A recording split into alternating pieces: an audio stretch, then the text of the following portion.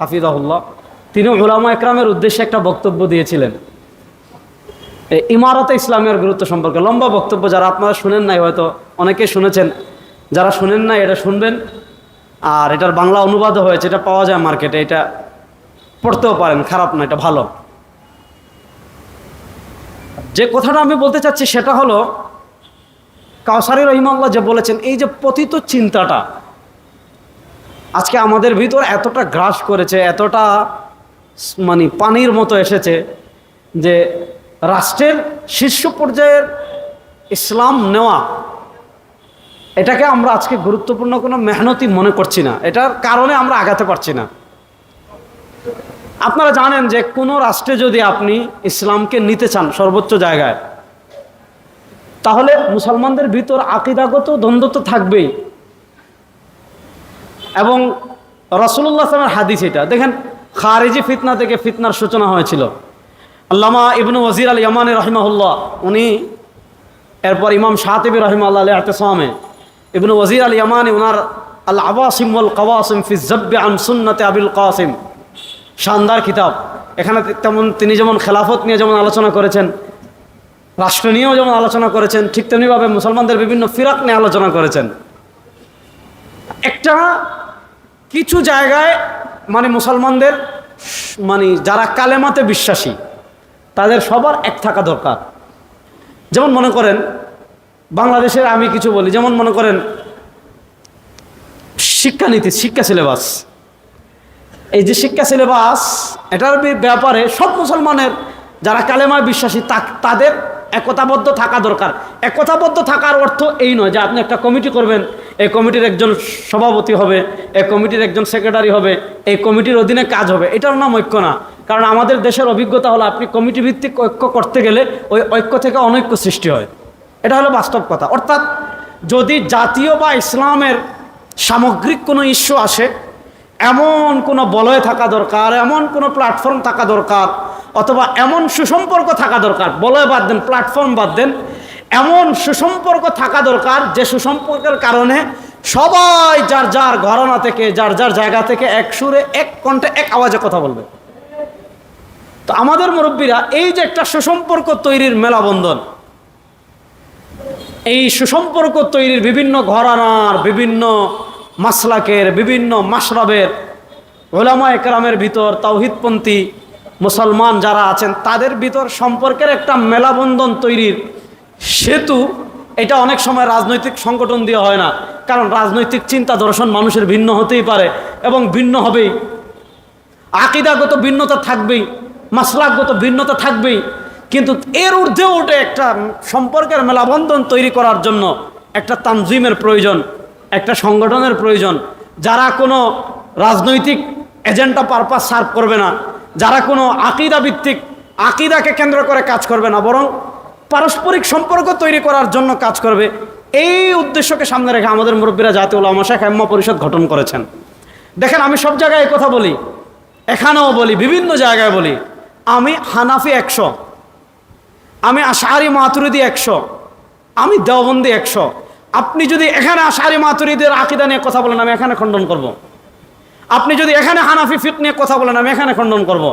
আপনি যদি এখানে মাসলাকে দেওবন্দ নিয়ে আলাপ করেন, আমি এখানে আলাপ তুলব। এগুলা বিভিন্ন বড় জায়গায় আমি বলেছি। আমি 100 আশআরি মাতুরিদি আকীদা, আপনি সিফাতের মাসালায় আমাদের আশআরি মাতুরিদের যে আকীদা তাফসীর তাবিল নিয়ে কথা বললে আমি এখানে খণ্ডন করব। আপনি আমাদের হানাফিদের আমল সালাত যেগুলো নিয়ে আপত্তি করলে আমি যেখানে আপত্তি করবেন সেখানে খণ্ডন করব।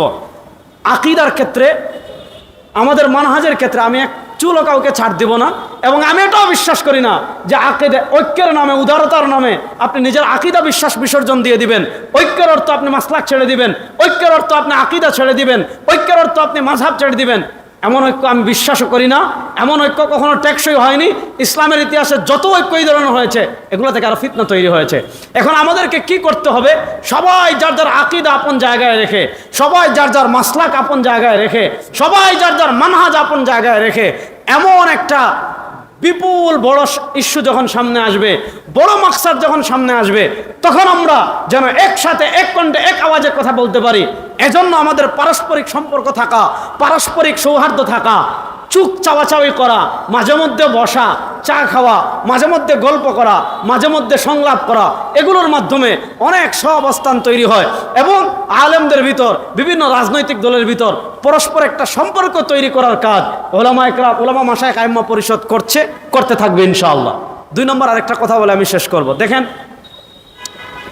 আপনি সারা রাত পানি সিঞ্চন করেছেন, আপনারা বরিশালের মানুষ ভালো বুঝবেন, আপনি কিন্তু শুরুতেই মাছ ধরতে পারবেন না।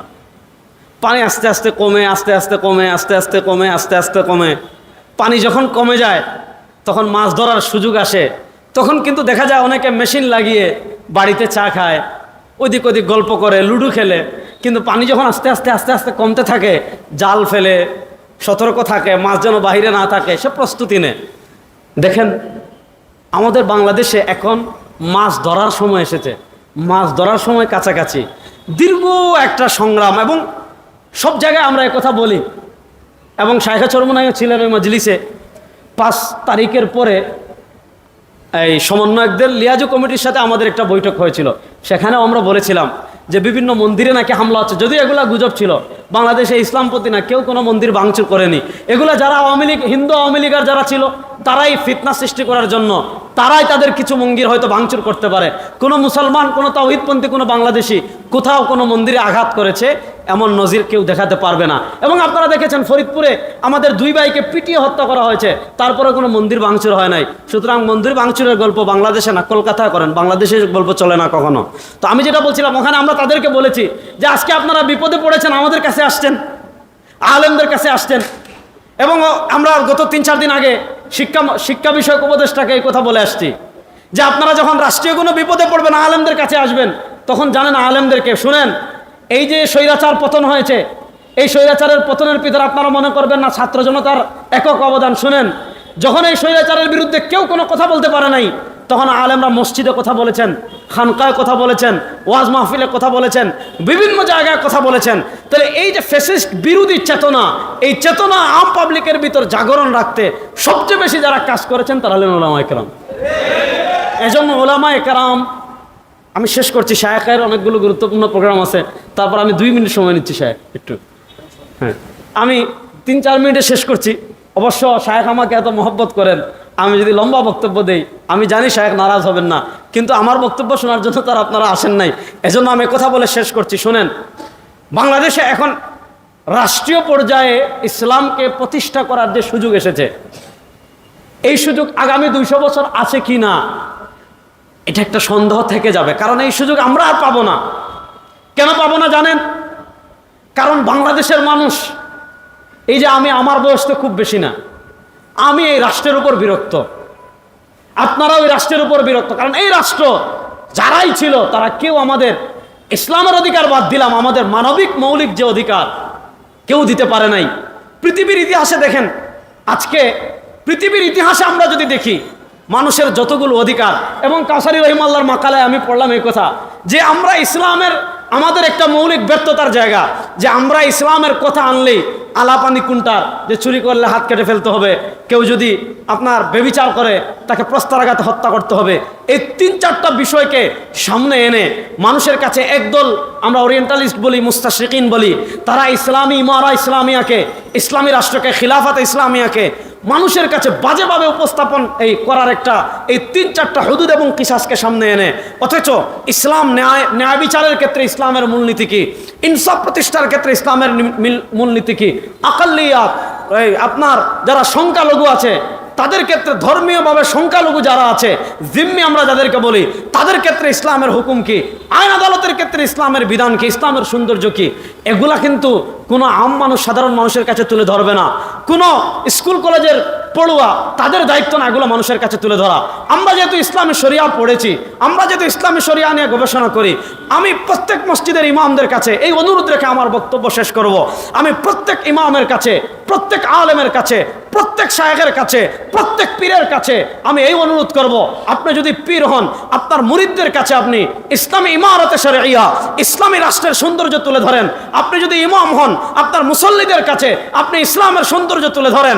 আপনি যদি বক্তা হন, আপনি আপনার শ্রোতাদের কাছে ইসলামের সৌন্দর্য তুলে ধরেন। রাষ্ট্রে যদি রাষ্ট্রীয়ভাবে যদি দ্বীন প্রতিষ্ঠা হয়, রাষ্ট্রীয়ভাবে যদি ইসলাম প্রতিষ্ঠা হয়, আপনি কি কি নাগরিক সুবিধা পাবেন, আপনি কি কি ব্যক্তিগত সুবিধা পাবেন, আপনি ব্যবসা বাণিজ্য করলে ইসলাম আপনাকে কি কি সুবিধা দিবে, আপনি যদি বিদেশে ইম্পোর্ট এক্সপোর্টের ব্যবসা করেন, ইসলাম আপনাকে কি সুবিধা দিবে, যদি ইসলাম আসে ব্যাংকিং খাতে আপনি কিভাবে সুবিধা পাবেন, কিভাবে সুদের করাল গ্রাস থেকে আপনি মুক্তি পাবেন। আমি সকল আলেমদেরকে বলবো, সাধারণ মানুষের কাছে ইসলামের সৌন্দর্য তুলে ধরুন। আপনি যদি পীর হন, মুরিদদের কাছে তুলে ধরুন। আপনি যদি ব্যবসায়ী হন, যারা আপনার কাছে আসবে আপনি ভ্রাম্যমান দায়ী হয়ে যাবেন। আপনি যদি ইসলামকে লালন করেন, ব্যবসা করেন, আপনার ব্যবসা, আপনার দোকানে যারা আসবে 1 মিনিটে তাদেরকে আপনি মোটিভেশন দেন যে ইসলাম আসলে এই সৌন্দর্য হবে। এইভাবে আমরা যদি ধীরে ধীরে ধীরে ধীরে ধীরে ধীরে মানুষের মন মানসিকতা এই 1 বছরকে টার্গেট করে আমরা কাজ করি, 1 বছরে যদি আমরা ইমারতে ইসলামিয়া, ইসলামী রাষ্ট্রের সৌন্দর্য মানুষের কাছে তুলে ধরতে পারি, বাংলাদেশের মানুষ আর কাউকেই ক্ষমতায় নেবে না, ইসলামকেই ক্ষমতায় নেবে ইনশাআল্লাহ। এজন্য আমি এই অনুরোধ করে শেষ করব, যদি আপনার পিছনে কেউ লেগে থাকে, শুনেন, দুনিয়াতে দেখেন রাসূলুল্লাহ সাল্লাল্লাহু আলাইহি ওয়াসাল্লাম যদি মাক্কি জীবনের সমালোচনাকে পাত্তা দিতেন, রাসূলুল্লাহ সাল্লাল্লাহু আলাইহি ওয়াসাল্লাম যদি মাদানী জীবনের সমালোচনাকে পাত্তা দিতেন, রাসূলুল্লাহ সাল্লাল্লাহু আলাইহি ওয়াসাল্লাম এত কাজ করতে পারতেন না। ইসলামের ইতিহাস হলো এটাই। এই জন্য কে আপনাকে কি বলল, কে আমাকে কি বলল, কে আপনাদেরকে কি বলল, কে আপনার সংগঠনকে কি বলল, কে ট্রল করলো, কে কি করলো, এগুলা গুনার ভাই টাইম আমাদের আছে।